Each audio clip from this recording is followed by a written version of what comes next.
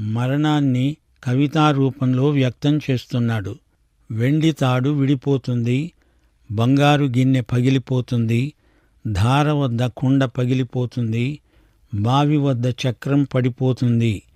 వెండి తాడు అంటే వెన్నుపూస, బంగారు గిన్నె అంటే మెదడు, కుండ అంటే ఊపిరితిత్తులు, చక్రము అంటే గుండె. శరీర శాస్త్రంలోని మర్మాలను ఎంత సులభంగా చెప్పగలిగాడో సొలొమోను.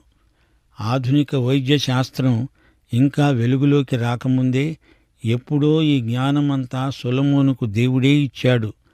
హృదయ చక్రం తిరుగుతోంది అంటే శరీరంలోని వివిధ విభాగాలకు రక్తాన్ని సరఫరా చేసేది గుండె. సొలొమోను యొక్క భౌతిక జ్ఞానం అమోఘమైనది.